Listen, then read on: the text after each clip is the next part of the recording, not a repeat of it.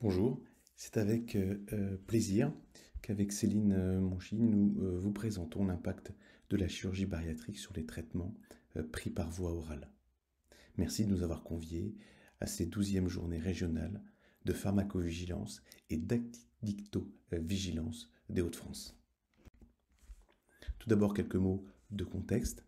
L'obésité est définie comme une accumulation anormale ou excessive de graisse corporelle. On définit alors l'index de masse corporelle en le calculant par le rapport entre le poids en kilogrammes divisé par la taille en mètres au carré. Un IMC supérieur à 30 définit une obésité. Celle-ci touche 17% de la population en France, 22% dans les Hauts-de-France. Sa prise en charge initiale consiste en un suivi diététique renforcé, une activité physique régulière et une prise en charge psychologique. Cette approche a montré ses limites, notamment pour les patients souffrant d'obésité sévère, c'est-à-dire avec un index de masse corporelle supérieur à 35. Des traitements médicamenteux innovants comme les analogues du GLP-1, le Wegovy par exemple, ont montré une belle efficacité. Celle-ci est néanmoins inférieure à la chirurgie bariatrique, puisque la chirurgie bariatrique s'appuie sur plusieurs mécanismes, pas seulement le mécanisme hormonal, mais aussi le mécanisme mécanique restrictif et la malabsorption. Les indications de la chirurgie bariatrique sont un index de masse corporelle supérieur à 35 kg par mètre carré, associé à une comorbidité susceptible de diminuer, de s'améliorer avec l'amaigrissement, ou alors un index de masse corporelle supérieur à 40 kg par mètre carré sans comorbidité. Entre 1 et 2,8% des patients ont déjà bénéficié d'une chirurgie bariatrique. Il s'agit de près de 50 000 cas chaque année, 60 000 en 2018, et c'est essentiellement une sleeve gastrectomie qui est réalisée. Il s'agit d'une gastrectomie en manchon, retirant à peu près les 2/3 de l'estomac.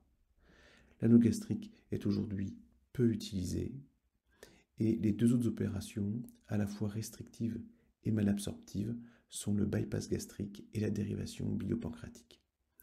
Ces 4 opérations sont les 4 opérations recommandées par la Haute Autorité de Santé.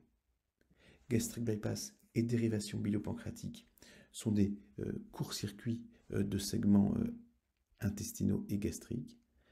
Pour le gastric bypass, le court-circuit est moins important que pour la dérivation biliopancréatique, et donc la malabsorption est moins importante pour le gastric bypass que pour la dérivation. Alors, il est logique d'imaginer que l'absorption soit diminuée lors d'une chirurgie qui réalise un court-circuit gastrique, notamment pour le gastric bypass au niveau du duodénum, de l'estomac et du jéjunum proximal. Mais ce n'est pas l'unique mécanisme qui va impacter la pharmacocinétique. Par exemple, les opérations qui ne sont pas malabsorptives mais qui sont restrictives peuvent amener à une altération de la mobilité gastrique, une diminution du volume de l'estomac et donc de l'absorption au niveau de l'estomac, et une variation aussi du pH gastrique. Tous ces mécanismes ont un impact par les modifications anatomiques et aussi par la perte de poids qu'ils vont engendrer sur la pharmacocinétique. Il y a pourtant très peu de données de pharmacocinétique dans cette population qui aujourd'hui est relativement importante et ne sera que de plus en plus importante. Et de la même manière, le risque iatrogène est peu investigué. Certes, la chirurgie bariatrique permet le traitement des comorbidités qui lui sont associées et va donc améliorer l'efficacité initialement des médicaments, peut-être jusqu'à atteindre une dose toxique liée à un surdosage. Il y a des complications à court terme avec une modification par exemple du risque thromboembolique, des infections, des ulcères, et puis il y a des complications à long terme qui amènent à une malabsorption de la vitamine, du calcium, qui nécessite une supplémentation à vie, et ce, globalement, quelle que soit l'intervention chirurgicale. Alors il y a des recommandations qui ont déjà été proposées pour modifier forme solide vers forme liquide, imaginer d'autres voies d'administration, ou réaliser des dosages avant, après administration pour essayer d'évaluer la pharmacocinétique, et c'est particulièrement pertinent chez les patients greffés qui ont besoin d'un traitement immunosuppresseur. L'objectif de notre étude a été de décrire précisément les cas d'effets indésirables médicamenteux survenus dans un contexte de chirurgie bariatrique à partir des cas de notification spontanée recensés dans la base nationale de pharmacovigilance. Le but étant d'identifier les classes médicamenteuses impliquées et le type de risque associé. Donc pour cela, nous avons réalisé une étude descriptive et rétrospective qui a été réalisée à partir des cas recensés dans la base nationale de pharmacovigilance depuis sa création jusqu'à juin 2021. Et on a extrait les différents cas avec les mots-clés suivants: bariatrique, bypass, sleeve, anogastrique et gastrectomie longitudinale. Ce sont des mots-clés que l'on pouvait retrouver soit dans les antécédents du patient ou soit dans le narratif libre. Les cas inclus étaient les cas pour lesquels la chirurgie avait un impact sur le traitement du patient, que ce soit une inefficacité, une toxicité ou un déséquilibre de traitement.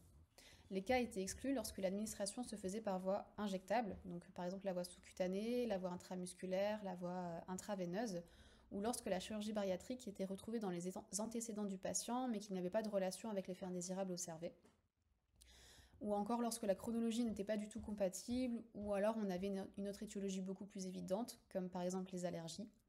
Et c'était également les cas où on n'avait pas suffisamment de données pour conclure sur un rôle de la chirurgie dans la survenue de l'effet. Dans ces cas, on avait 58,6% de femmes avec une moyenne d'âge d'environ 53 ans. On avait 58,3% d'obèses et 22,2% de patients en surpoids. Et les trois principales comorbidités retrouvées étaient l'hypertension artérielle, le diabète et le syndrome d'apnée du sommeil. La chirurgie la plus représentée était le bypass dans 46% des cas, suivi de la sleeve avec 24% et l'anogastrique dans 19% des cas. On est parti de 1669 cas. Suite à l'analyse fine de chaque cas, on en a exclu 1599 selon les critères que je viens de vous présenter.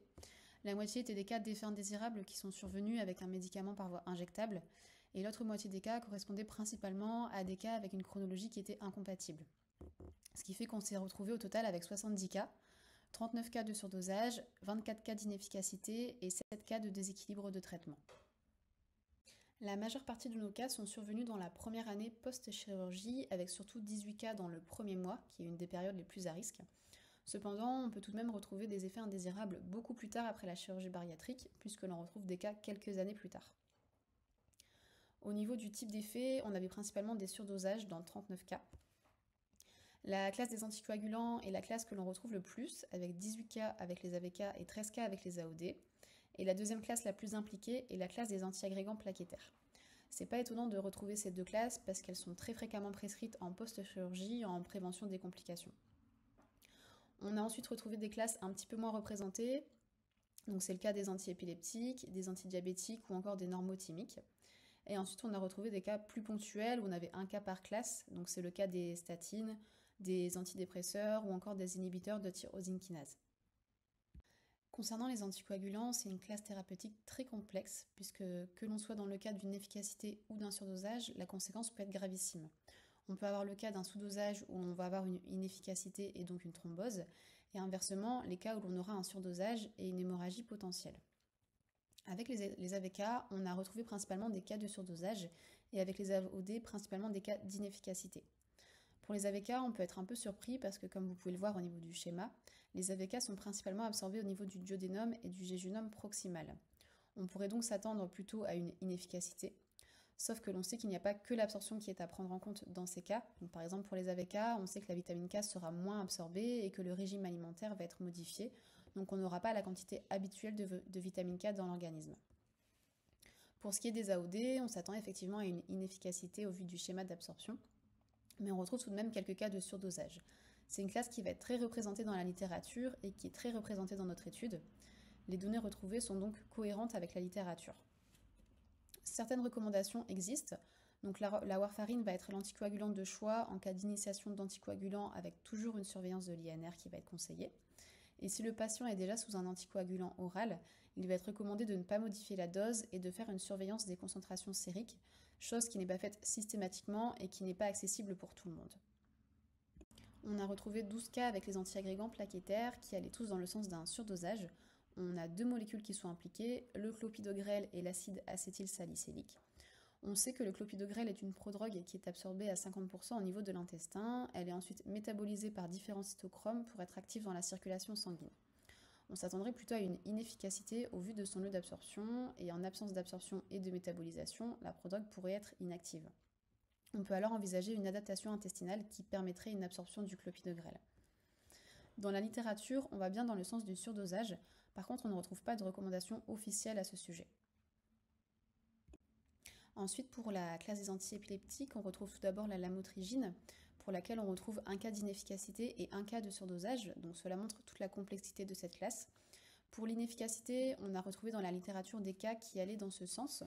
Par contre, on n'a pas retrouvé d'informations qui peuvent expliquer un surdosage avec cette molécule.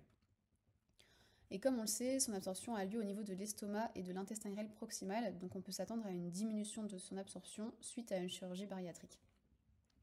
Ensuite, pour le valpromide, on retrouve un cas d'inefficacité. C'est une prodrogue qui se transforme en acide valproïque. Sa malabsorption peut entraîner une absence de biotransformation et donc une inefficacité. C'est un cas où l'administration de son métabolite actif a permis une efficacité par la suite. Et ensuite, concernant l'oxcarbazépine, on retrouve un cas de surdosage. Selon la littérature, une diminution de la filtration glomérulaire et de son élimination peut en être responsable. On retrouve quelques cas similaires dans la littérature et les recommandations principales que l'on retrouve concernant les antiépileptiques est la surveillance de la concentration sérique avant et après la chirurgie. On s'est également retrouvé face à des cas qui étaient plutôt marquants et inattendus. Donc c'est le cas des inhibiteurs de tyrosine kinase. Ici, je vais vous présenter le cas d'un homme de 44 ans qui a été traité pour une leucémie myéloïde chronique et qui a réalisé une sleeve gastrectomie 2 ans auparavant. La première ligne de traitement utilisée n'était pas efficace et a nécessité l'utilisation d'une deuxième ligne de traitement. Celui-ci n'était pas suffisamment efficace et avait une concentration sérique insuffisante. Il a alors fallu passer à une troisième ligne de traitement et celle-ci s'est avérée efficace. Donc on a retrouvé quelques cas similaires dans la littérature, mais aucune recommandation.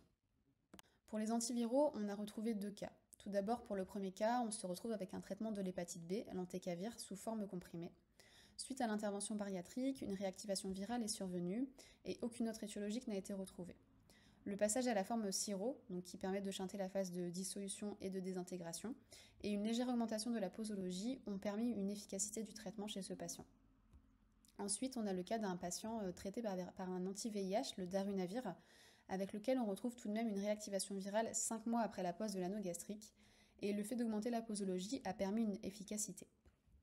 Pour ce qui est des anti-VIH, on retrouve quelques cas d'inefficacité dans la littérature et quelques recommandations, mais par contre, pour les anti-VHB, on ne retrouve rien dans la littérature et pas de recommandations. Cette étude nous a permis de décrire des effets indésirables iatrogènes en vie réelle. Ça a permis de mettre en évidence des cas marquants pour lesquels on n'a pas de recommandations et qui pourraient faire l'objet d'un signal potentiel. Et cela apporte des informations pratiques qui peuvent être utiles aux cliniciens et aux pharmaciens. Cependant, ça reste une étude avec un petit nombre de cas par classe médicamenteuse. C'est une étude qui est rétrospective et donc qui dépend de la déclaration spontanée. Or, on sait qu'il y a une sous-notification des effets indésirables et qu'il peut parfois y avoir des informations manquantes. Et de plus, le codage est variable au sein de la base nationale de pharmacovigilance. Au total, dans notre étude, on retrouve de nombreuses classes thérapeutiques impliquées pour lesquelles on n'a pas de recommandation. Donc ça va vraiment être une évaluation au cas par cas. On va proposer une réévaluation médicamenteuse systématique avant et après l'opération. Et en plus de ça, on manque de données pharmacocinétiques. On retrouve tout de même quelques classes thérapeutiques où on va avoir des recommandations. Donc c'est le cas des psychotropes et des anticoagulants, ou encore des traitements de l'ostéoporose ou les AINS que l'on n'a pas retrouvés dans notre étude. Donc cela nous permet de suivre une ligne directrice, même si on sait que ça reste tout de même imprévisible. Imprévisible puisqu'il y a une interaction complexe entre les caractéristiques du patient, les médicaments et les facteurs chirurgicaux. Donc ça va nécessiter une prise en charge personnalisée et pluridisciplinaire entre le chirurgien, le pharmacologue, le pharmacien clinicien et le médecin généraliste. Donc cela relève l'importance de la surveillance de l'efficacité et des effets indésirables en post-chirurgie bariatrique. Merci de votre attention.